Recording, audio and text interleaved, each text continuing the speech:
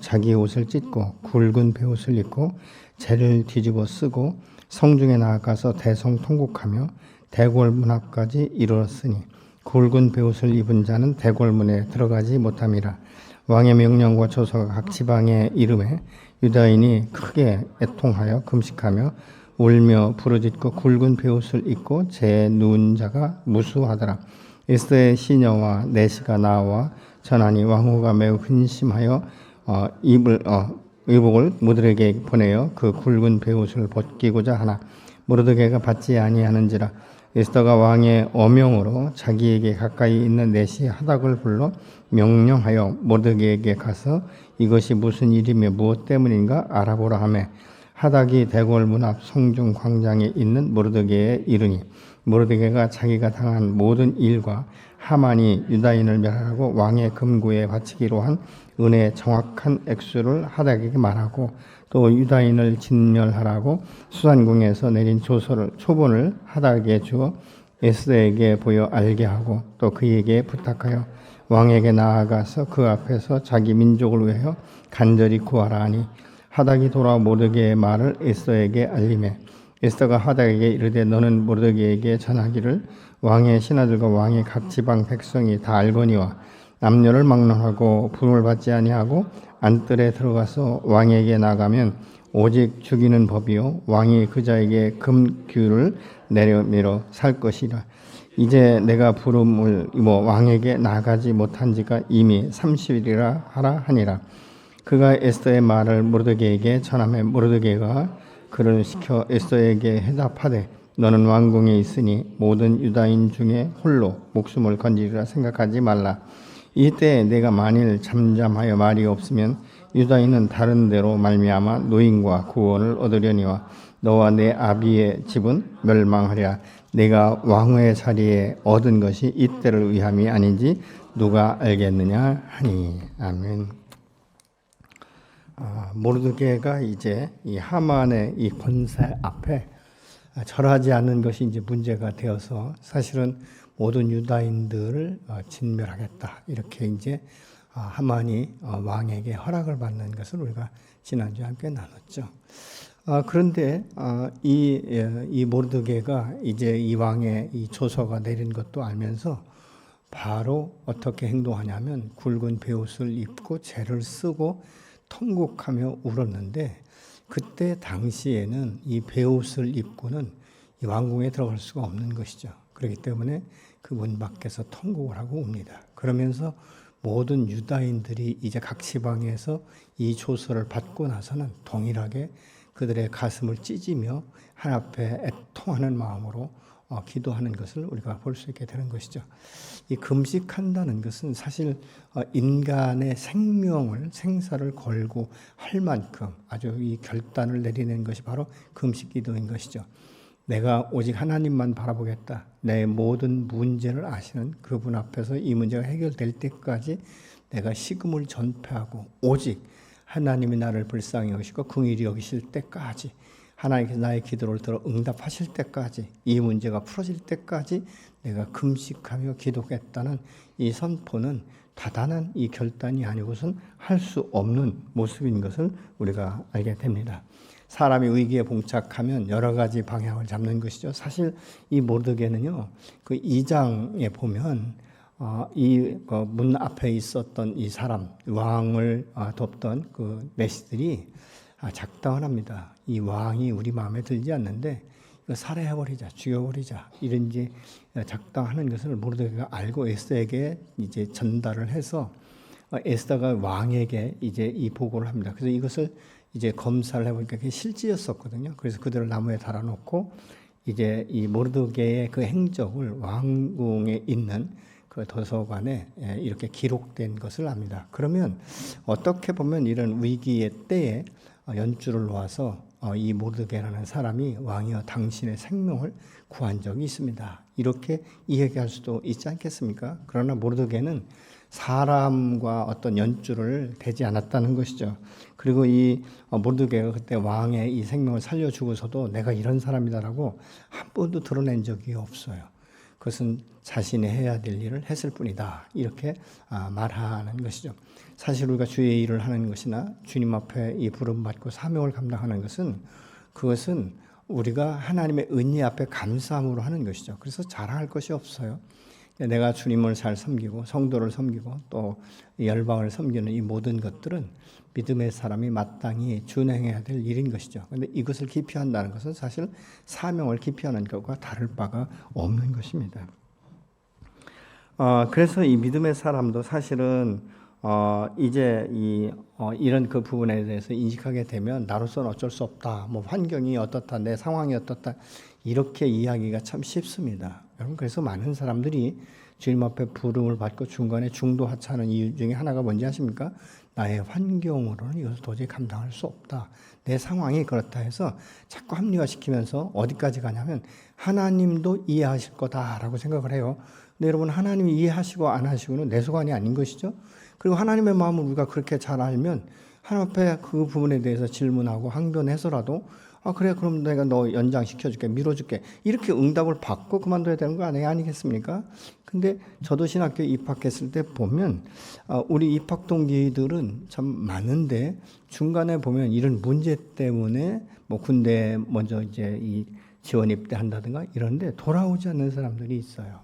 돌아오지 않는 사람들의 모습을 보면 100% 다는 아니지만 나중에 보면 그 인생의 푯대가 없어서 갈팡질팡하고 결국은 다시 돌아오는 사람이 있어요. 나이 많이 먹어서 회개하고 돌아오는 사람들도 있고 뭐 아예 세상 속으로 가는데 세상에서도 이 세상 사람과 버타지 못하고 사는 그런 이 소식을 종종 듣기도 합니다.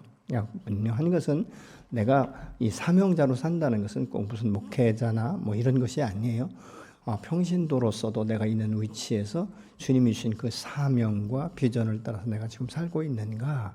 내가 그리스도인처럼 사는가? 아니면 그리스도인과 다른 삶을 살고 있는가? 교회에 오면 그리스도인이요, 교회 밖에 나가면 세상 사람들과 동일하게 사는가? 이런 그 부분들을 우리가 분별할 수 있어야 되는 것이죠. 여러분 왜 하나님 앞에 우리가 복을 받을 이 복받은 하나님의 사람인데도 불구하고 복을 누리지 못하는지 아십니까? 하나님의 말씀 앞에 불순종하기 때문에 그런 거예요. 아마 어쩌면 이렇게 생각할 거예요. 목사님 나는 정말 최선을 다합니다. 할 만큼 했습니다. 이렇게 말씀하실지 모르지만 여러분 목사 앞에 인정받는 것이 아니라 하나님 앞에 인정받는 삶. 이것들이 더 중요한 줄로 믿습니다. 지금 이 모르드게는 다른 것 상의하지 않습니다. 하나님 앞에 베옷을 입고 죄를 쓴다는 것은 하나님이 이 최악의 상황 가운데 내가 어찌할 바를 알지 못합니다. 주님 나를 불쌍히 여기시고 우리 민족을 불쌍히 여기시고 긍휼히 여겨 주셔서 이 위기 가운데 사신 여호와 전능하신 여호와가 어떤 분이신지를 드러내기 원합니다 하는 이 간절한 소망과 소원이 그들에게는 있었던 것입니다. 그렇기 때문에 모르드게 한 사람이 사실은 이 위기를 통해서 많은 유대인들을 일깨운 거예요. 잠잠한 이 상태에서 사는 그들에게 불을 질러 놓은 것이죠. 그러면서 모든 유다인들이 우리는 선민이며 하나님은 살아계시다는 것을 이제 증거하기를 원하는 것이죠. 하나님이 위기 가운데 우리가 어찌할 바를 모른다. 우리 아무런 백도 없고 사실 이 민족 가운데 지금 끌려와서 사는 이 신세인데 하나님 이거 어떻게 하시겠습니까라는 그 질문을 하고 있는 것이죠. 그럼 믿음의 사람은 그렇기 때문에 어떤 상황 가운데서 어떤 위기 가운데서 위축되는 것이 아니에요. 당당해야 됩니다. 이 모르드게의 정황을 보면요 굉장히 당당합니다. 에스더에게 말하는 거 보면 야 좀 어떻게 좀 해봐 이게 아니에요. 명령이에요. 너 이걸 이렇게 해야 돼. 너가 이 왕후가 된 것은 바로 이때를 예비하기 위해서 하나님께서 너를 미리 그곳에 심어 놓은 것을 내가 어떻게 할 수 있겠느냐 이렇게 말하면서 만약 내가 움직이지 않는다면 내가 믿는 하나님 사신 여호와 지금까지 내가 신뢰하는 그 여호와는 다른 방법을 통해서도 이 유다인들을 반드시 구원할 것인데 만약 그렇게 될 것 같으면 너와 내 아비의 집은 멸망될 것이다 이렇게 말하고 있습니다. 여러분 이 말을 들은 에스더가 굉장히 상처받을 수도 있지 않겠습니까? 그러면서 아무리 나를 길러줬기로 아무리 나를 자기의 딸처럼 키워줬기로 어떻게 왕후인 나에게 이런 악담을 할 수 있는가 이렇게 이야기할 수도 있겠죠. 그런데 이 에스더는 모르드게의 말에 다시 한번 자기의 위치를 찾습니다. 그러면서 금식을 하는데 모든 유다인들이, 이 소문을 들은 모든 유다인들이 나를 위해서 3일간 금식하십시오. 그러면 내가 죽으면 죽으라는 일사의 각오를 가지고, 왕이 나를 부르지 않은 지가 30여 일이 되었지만 내가 나가겠습니다 라고 말하는 것을 우리가 본문을 통해서 볼 수 있게 되는 것이죠.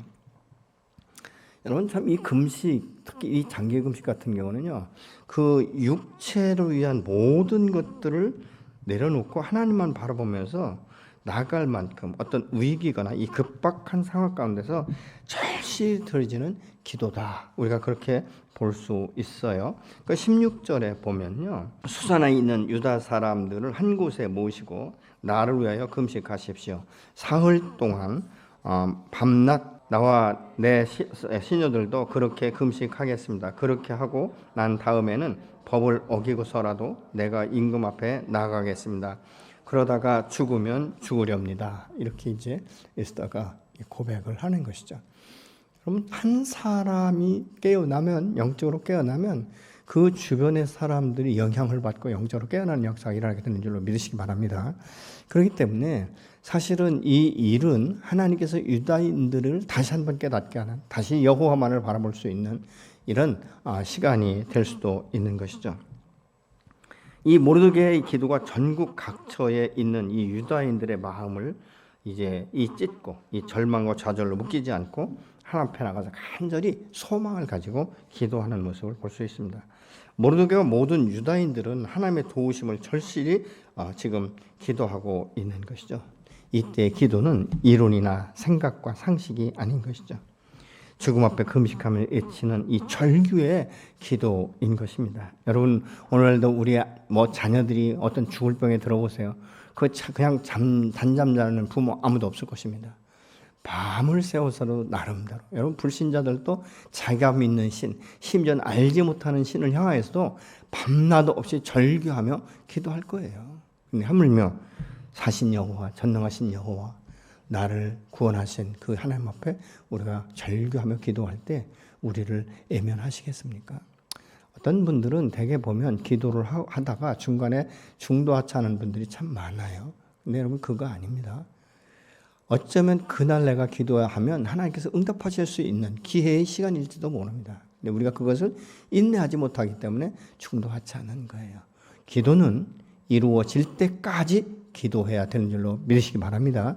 그래서 이 기도의 이 제목들을요, 놓치시면 안 돼요. 그런데 하나님께서 저 같은 경우는 어떻게 하냐면, 내가 기도하는 것이 하나님 보시기에 합당하지 않으면 그 기도줄을 계속 바꿔 가시면서 내 마음 가운데 그것을 이해하도록 만드시고 그 지경을 변화시키시고 넓히셔서 결국은 내가 원하는 것보다 더 유익한 것으로, 더 좋은 것으로 해결하시는 것을 저는 그냥 수없이 경험을 하고 삽니다.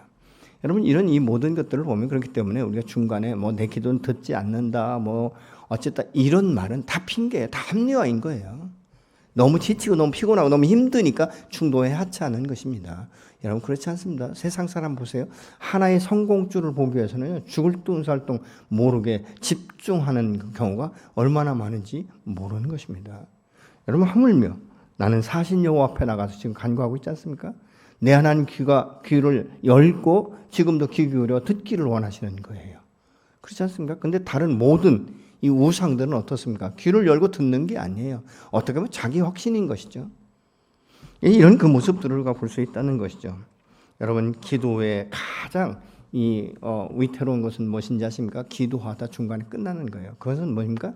하나님, 나는 더 이상 당신을 신뢰하지 않습니다. 나는 더 이상 당신 앞에 기대하지 않습니다. 이런 이 사단의 이 유혹에 우리가 넘어지는 거예요. 기도는 끝까지 응답될 때까지 해야 될 줄로 믿습니다.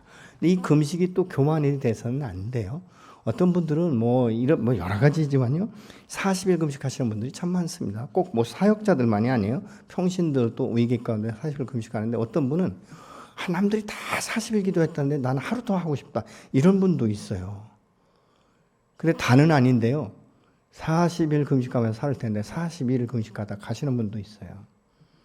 여러분, 금식은 인간의 이 생각, 어떤 열망, 또 다른 사람에게 드러내기 위해서 금식하는 게 아니에요.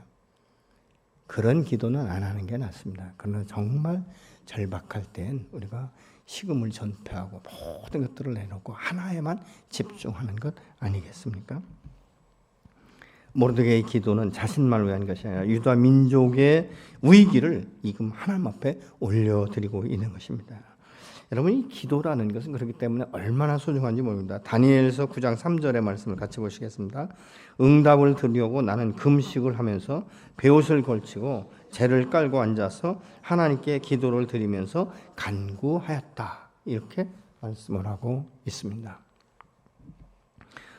그래서 우리가 이 하나님께 기도를 드리면서 간구했다라고 하는데, 이 5절로 6절에 보면 모르드게의 이 모습을 전해들은 에스더가 자기 비서 하달을 이제 시켜서 모르드게의 행동에 대해서 모든 것들을 이렇게 확인하는 이런 모습을 볼 수 있게 됩니다. 그래서 7절 같은 데 보면 모르드게가 자기가 당한 모든 일과 이 하만의 유다인을 멸하고 왕의 금고에 바치기로 한 은의 액수까지도 정확하게 말을 했다라고 하고 있습니다. 또 8절 같은 데 보면 유다인을 전멸하고 수산궁에서 내린 이 조서의 초본을 이 하닥에게 주어서 에스더에게 보여서 알게 하고 또 그에게 부탁하여 왕에게 나가서 그 앞에서 이 사실을 이야기하라고까지 이야기하는 것을 볼 수 있는 것이죠. 모르드게는 에스더를 향해서 민족의 위기를 알리면서 지금 왕 앞에 나가서 구할 자는 지금으로선 너밖에 없다. 이렇게 지금 말하고 있는 것입니다. 근데 그때 이 에스더는 사실 자기 환경과 현실을 그대로 이야기하는 거예요. 아니, 당신도 알다시피 왕이 부르지 않을 때 나가면 누가 죽지 않는가. 근데 여러분, 지금 에스더가 왕후가 된 이유도 무엇이죠? 왕이 술이 이제 건화하고 막 할 때 자기가 얼마나 아름다운 왕후하고 사는지를 보여주기 위해서 와스디를 나오라고 말하잖아요. 근데 그 말 듣지 않아가지고 완전 폐위되어 버리는, 다시는 이 왕 앞에 나올 수 없는 이 조서를 내리게 되는 것을 우리가 볼 수 있게 되는 것이죠. 그렇기 때문에 내가 지금 왕이 부르지 않은 지가 오래됐는데 지금 나가면 왕이 나를 긍휼히 여겨서 자기의 그 문을 내리면 내가 살 수 있지만 그렇지 않으면 나도 죽을 것이다. 이렇게 말하는 것이죠. 여러분, 죽음을 두려워하지 않는 사람은 세상 가운데 없습니다. 누구든지 다 죽음은 두려운 것이에요. 그러나 그 죽음의 이유가 무엇인지, 그리고 그 죽음의 목적이 무엇인지에 따라서 각각 달라지는 것을 우리가 볼 수 있게 되는 것이죠. 여러분, 이 선교사님들이나 아니면 이 우리의 그 믿음의 선진들을 보면요, 순교를 두려워하지 않습니다. 왜냐하면 그것은 내가 갈 본향이 어떤 것인지를 정확히 알기 때문에, 그리고 내가 이 위치에서 무엇 때문에 순교하고 있는지를 다 알기 때문에 그런 것 아니겠습니까? 그렇지 않으면 여러분, 죽음을 기쁨으로 맞이할 사람 별로 없습니다. 저는 그 목회를 하면서요, 많은 분들의 죽음을 봤어요. 근데 모든 사람들이 다 동일하지 않더라고요. 예수 믿고 신실하고 평소에는 굉장한 믿음을 가지고 있는 것 같지만 그 죽음의 위기 앞에 정말 기쁨으로 이렇게 가시는 분들이 그렇게 많지 않더라고요. 제가 본 분 중에서는 참 얼마나 아름다운지, 그분이 그때 한 80여 세 됐었을 거예요. 그런데 이런 이야기를 해요. 임종 예배 들어갔는데, 목사님, 천사가 나를 지금 데리러 오고 있어요. 얼마나 화난지 몰라요. 내가 그동안 그렇게 그리던 그 천국 하나님 나라에 내가 지금 입성하는 것 같아요. 이러셨거든요. 근데 제가 제일 놀란 건 지금까지 목회하면서 딱 한 분 봤어요. 시신이 굳지를 않았어요. 다 염습을 하고 이제 하관을 하려고 하는데 이 시신이 굳지를 않았어요. 대부분의 시신은요, 죽고 나서 24시간 안에 다 굳어버리거든요. 초염할 때도 보면 손이 굉장히 뻣뻣해요. 근데 그분은 너무 부드러운 거예요. 근데 얼굴이 얼마나 환한지. 숨만 쉬면 일어나실 것 같아요. 죽었다라는 것을 전혀 생각할 수 없을 만큼 그 아름다운 모습을 유지하시고 가시는 분을 딱 한 번 본 것 같아요. 다른 분들도 그런 이야기는 했지만 아주 그분은 굉장히 독특했어요. 그래서 이런 모습을 보면서 참 대단한 믿음이다. 근데 그분이 평소에도 하나님 앞에 기도를 많이 하셨고 이 자녀들에게도 헌신을 많이 강요하셨고 그러셨던 분이에요. 그래서 이 자녀들도 그 후에 그 믿음이 더 돈독해진 것을 제가 본 적이 있습니다. 여러분, 이 에스더가 왕후가 된 것도 사실 아닥사다 왕의 그 왕후 때문에 우리가 된 것을 알고 있지 않습니까?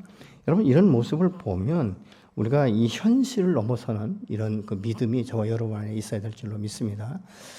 있는 곳에서 어떤 환경에 처했든지 내가 지금 있는 곳은 하나님께서 여러분을 그곳 가운데 파송했다고 생각하십시오. 하나님, 내가 이 직장에 파송하셨다. 하나님, 내가 이 가정 가운데 나를 하나님께서 파송하셨다 라고 생각을 하시면 우리의 마음이, 생각이 굉장히 달라질 거예요.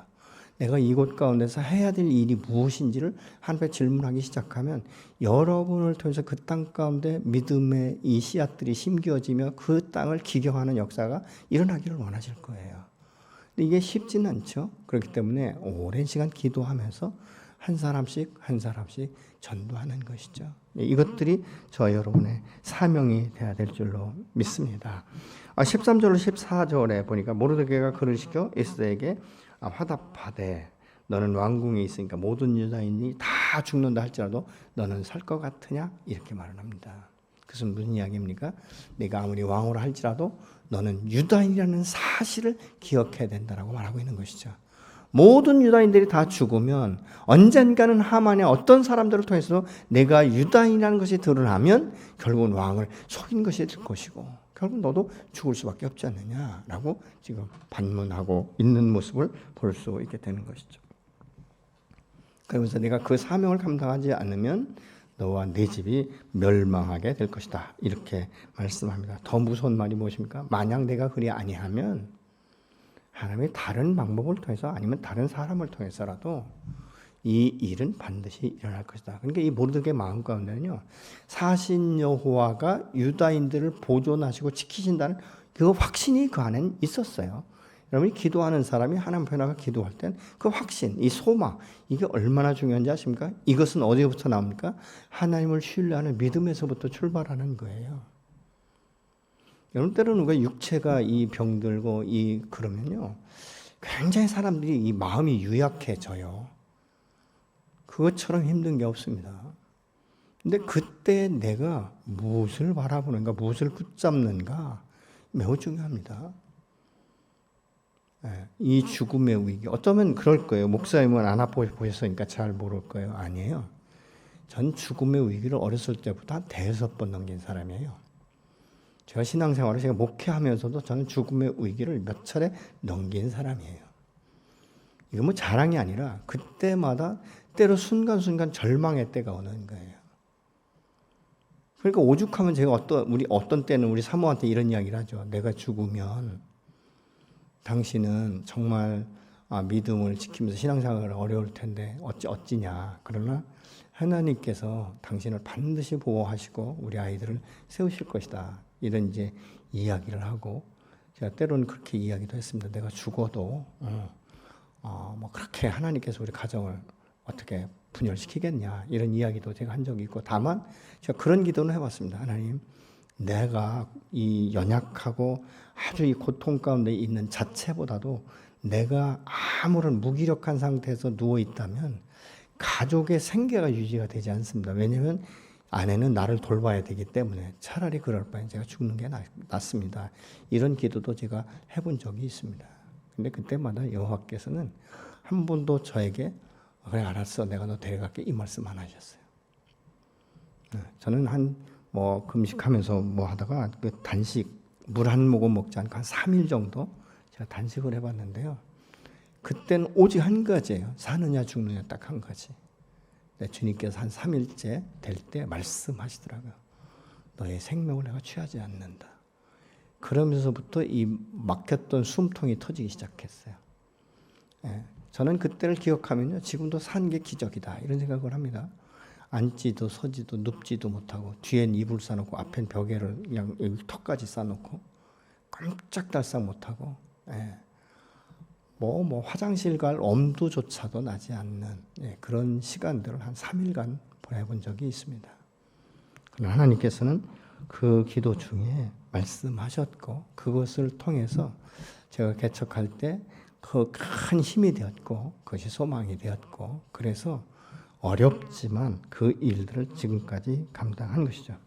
여러분이 서 있는 그 자리를 하나님이 허락하시다는 사실을 인정하기 시작하면 여러분은 때로는 고난과 역경이 있을지 모릅니다. 그러나 그때에도 사신 하나님이 여러분을 그곳 가운데 사명자로 파송하셨다면 반드시 그 일들을 통해서 새로운 방향으로 물줄기를 전환시키든지 여러분의 삶과 여러분의 인생을 변화시키는 역사가 반드시 일어나게 되실 줄로 믿으시기 바랍니다. 그래서 믿음의 사람이 있는 곳에 충성하고 어떤 충성하면서 그 안에서 나를 나되게 하시고 여기까지 파송하시고 여기까지 인도하신 그 에베네셀의 하나님께서 반드시 승리할 길을 주신다는 이 사명을 가지면 하나씩 변화되는 역사가 일어나게 될 줄로 믿으시기 바랍니다. 저는 이번에 사실 한 영혼을 놓고 기도를 한다는 것이 그리 넉넉한 게 아닙니다. 쉬운 게 아닙니다. 내가 내 자신을 위해서 가정을 위해서 금식하며 기도할 수는 있지만 남을 위해서 금식하며 기도한다는 것은 참 이 믿음의 선한 역사가 아니면 감당할 수 없는 거예요. 그 영혼 구원받거나 말거나 나 무슨 상관이 있습니까? 그 영혼이 구원받는다고 막상 그 사람이 나한테 밥을 사주겠습니까? 그 사람이 나를 살해를 하겠습니까? 사실 우리는 때로는 그 이름을 부를 때 얼굴도 모르잖아요. 낯도 붙이도 모르지 않습니까? 어떤 데 제가 명단을 보고 기도하다 보면 이분이 여자인지 남자인지 잘 구분이 안 갈 때가 있어요. 그래서 일단 엇비슷하면 이제 인도자를 보면서 자매겠구나, 형제겠구나 이런 생각을 합니다. 제가 그런 부분에 전부 센스가 잘 없는 거 봐요. 어느 날은요 주례를 하는데 신랑과 신부 이름을 바꿔서 부른 적이 있어요. 왜 그러냐면요 신부 이름이 꼭 남자 이름 같아요.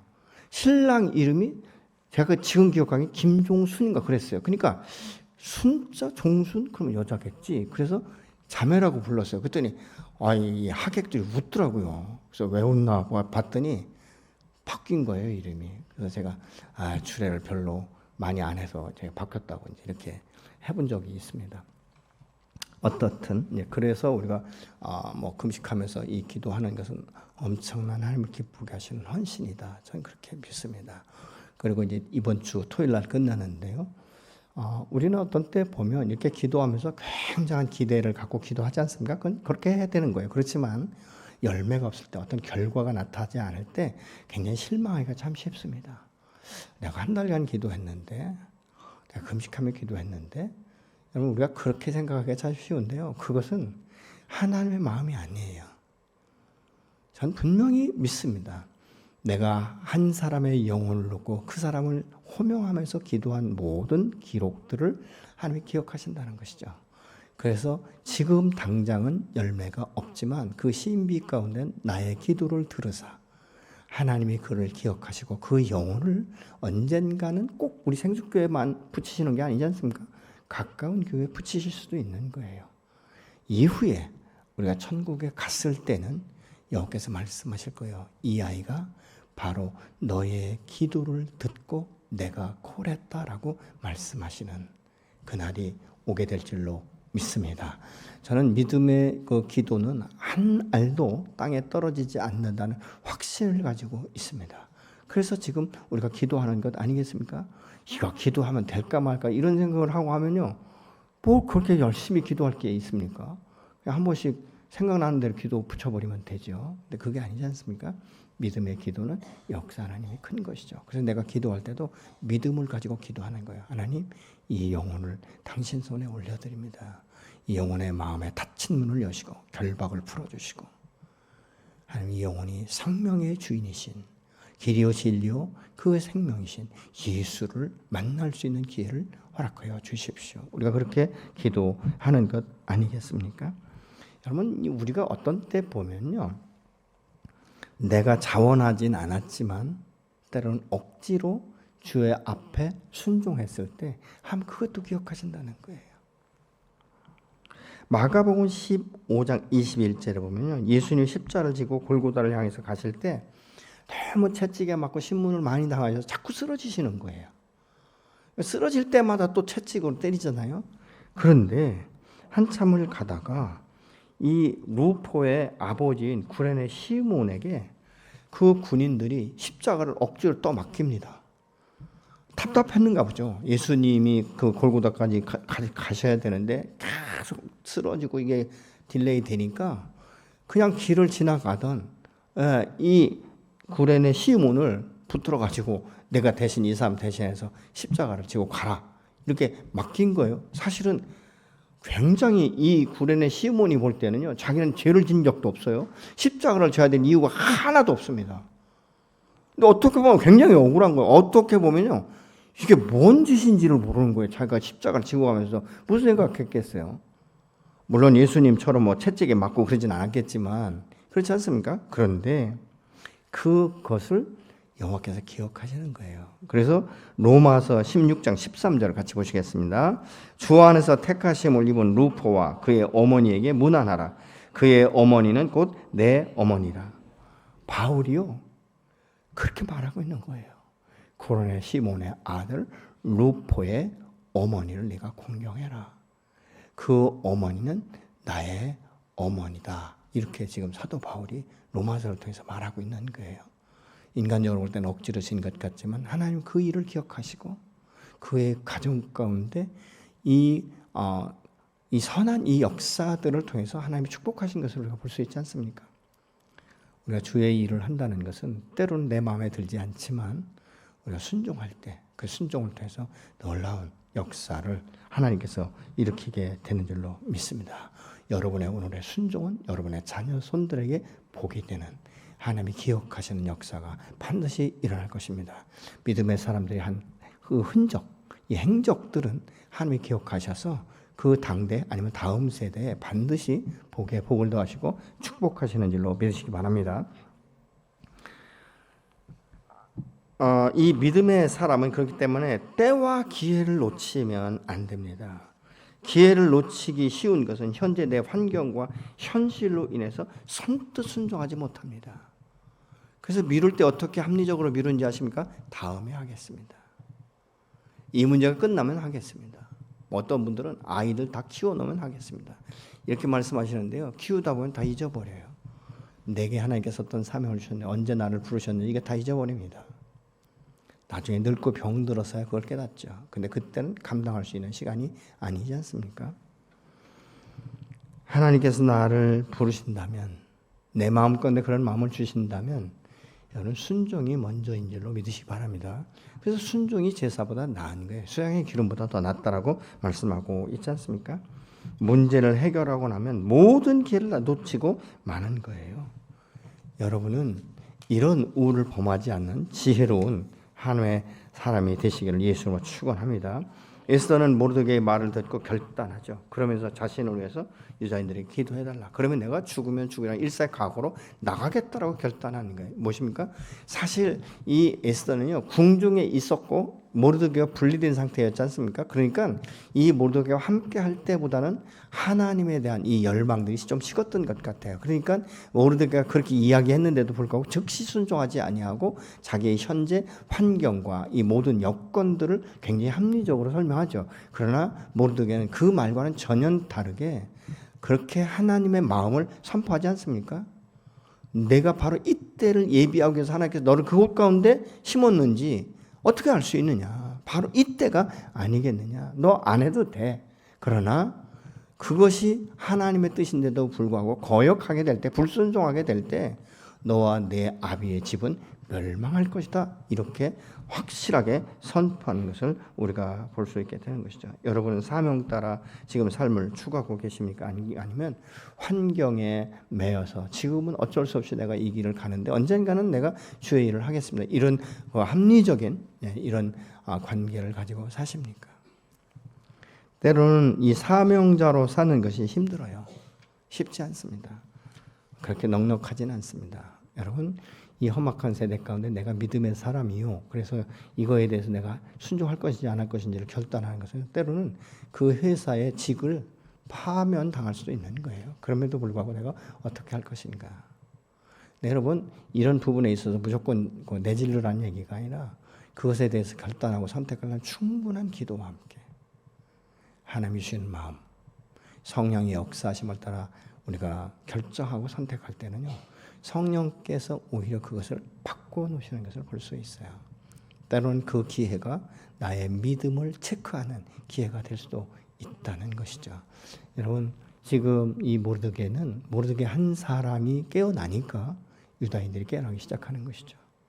그리고 다음에 다시 우리가 설교하겠지만 이 에스더가 나갈 때 하나님께서 왕의 마음을 예비시키지 않습니까? 그 긍휼히 여기는 마음, 그렇게 에스더가 그렇게 예쁜 적이 없을 만큼 아주 아름답게 보이지 않습니까? 그래서 결국은 금호를 내리고 에스더가 이제 다시 이 왕의 청애를 받기 시작하고 결국은 하만이 죽게 되는 이 결론을 우리가 볼 수 있게 되는 것이죠. 하나님은 오늘도 살아계십니다. 오늘도 살아서 역사하시고 믿음의 사랑과 함께 동행하시는 줄로 믿으시기 바랍니다. 여러분의 믿음의 기도는 하나님의 역사를 움직입니다. 그리고 하나님의 마음을 움직이는 거예요. 여러분, 이건 큰 역사가 어떤 믿음이 위대하고 이런 사람이 아니에요. 작은 믿음이라도 겨자씨만한 믿음을 가지고 주님 앞에 나가 기도할 때 예수께서 뭐라고 하니까 산을 옮길 수 있다라고 말씀하고 있지 않습니까? 여러분, 이런 역사는 이 밤에도 이루어질 줄로 믿으시기 바랍니다. 그래서 우리 하나님은 살아계신 거예요. 우리 하나님은 전능하신 줄로 믿으시기 바랍니다. 그렇기 때문에 여러분, 다른 자꾸 이렇게 합리화시키지 마세요. 뭐 육체가 어떻다, 돈이 없다, 건강이 어떻다. 예, 다 뭐 그렇게 따지면 아무것도 할 게 없어요. 아무도 하나님 앞에 헌신할 사람이 없습니다. 저는 사역자들이 어떤 때 보면 이 돈 때문에 얽매이는 사람들이 있는데요. 아니에요, 여러분. 돈 벌 것 같으면 사회 나가서 돈 버는 게 훨씬 낫습니다. 예. 제가 사회생활도 해봤고 공직에도 있어봤는데요. 사역이 제일 힘들어요. 제일 힘듭니다. 예. 뭐 안 한 말도 들을 수 있는 거고요. 하면 해놓고 목사가 했다라고 우기는 사람도 있고요.